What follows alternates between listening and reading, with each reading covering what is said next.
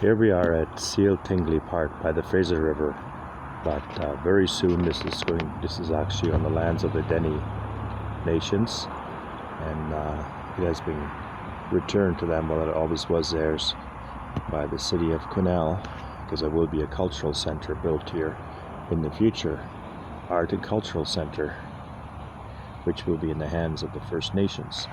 Anyways, now here we have a giant steam shovel.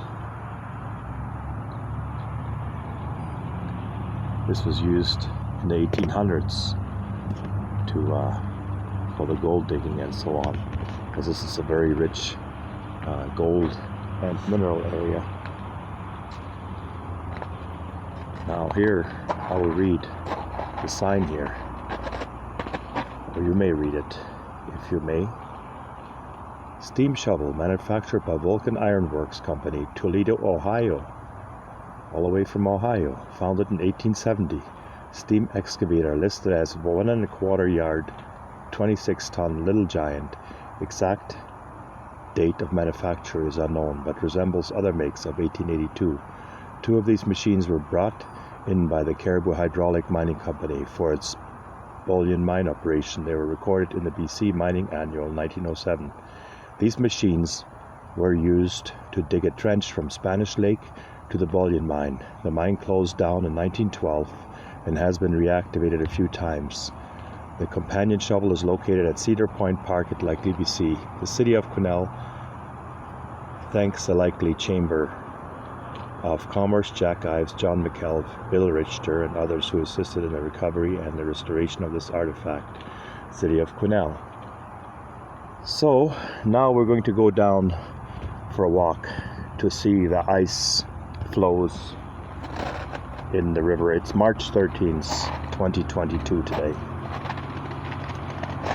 And just look at the immensity of this huge machine here. It's quite large. It's about 30 feet high to the boom up there. And then there's this big shovel here. At that day and age, it was considered quite a machine.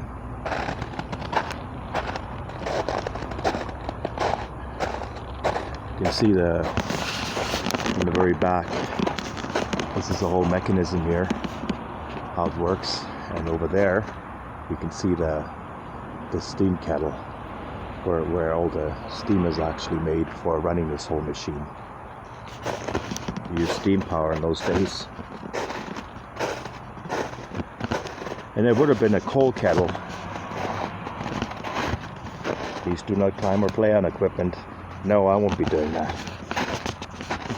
And here we can see where, right there, where you would be able to put the coals in, and then the steam would be heated up, and there was a lot of force to the steam, which would actually run the steam shovel. It's quite a machine.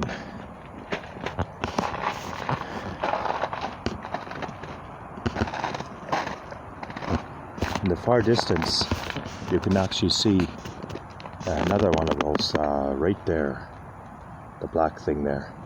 That would be another one of those steam kettles sitting there all by itself. This is a trail. I'm gonna walk down to the river now, where the big ice floes are breaking up from the long winter we've had this year.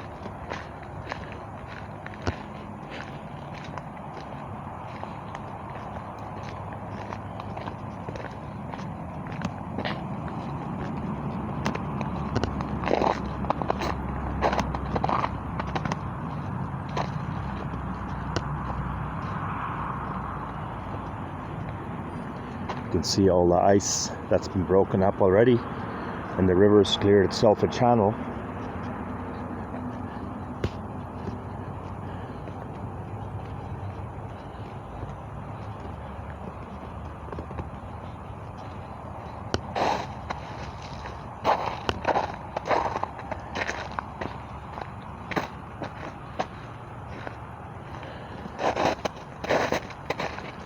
I don't want to take my chances here, walking where I can sink right through the ice and fall into some water possibly.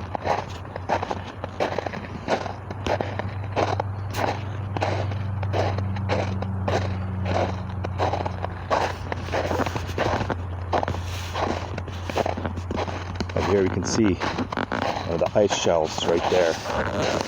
And just to see the immensity of it, I will put my hand. Oh, geez, I just fell through. Okay, right there, you can see how immense it is. It's quite a big ice shelf here. And there's way more down below. And I have a feeling that maybe I can walk on it, but I'm wondering if there's any water down below here, but I imagine there isn't.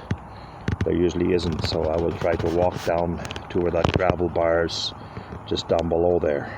I'll walk down there, and we'll see how far we can walk.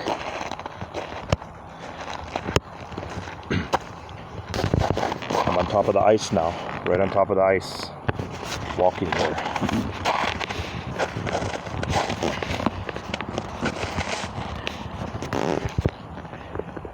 So you can see this is definitely a beautiful view of the Fraser River, and the Quesnel flows in just over there. The Quesnel River flows in from that side, and this is the Fraser River where it cuts a channel through.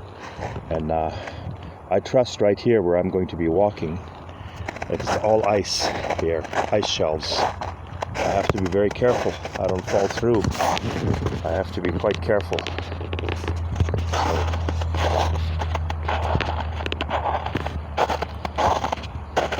And here's another big crack here. You can see a big crack right there. And that crack follows along, right along there. There's an ice shelf right here. And I trust there's no water under it, but there's all just gravel here. Basically, the river pushed all this onto there.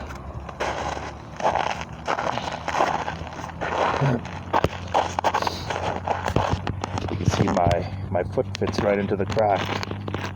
I don't want to get stuck down there though. I'm not going to stick my foot too far in. See right down there. See it right there. All along in there.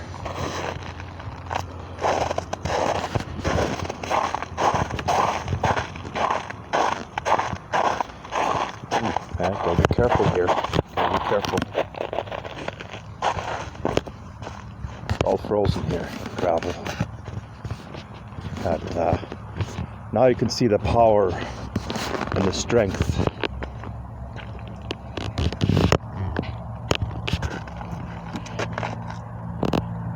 If I just turn around this way, you can see the power and the strength of this. Right beside me. I don't know if it's coming in really clear here, but we'll walk along here. I will stay on the gravel where it's safe. Big rocks here. Sometimes you might even find a little bit of gold in here. Sometimes. Not a whole lot though, that I've ever found.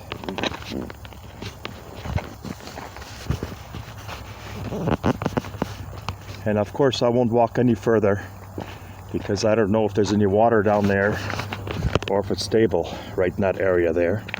So I will not walk down there, using my discretion. But in the distance there, you can see all the ice shelves. They're about, I would say almost 20 feet high. And just the ice buildup here, it's huge. They were actually thinking about blowing it up as dynamite in the springtime. There is so much ice here. This is really huge. This is the Fraser River.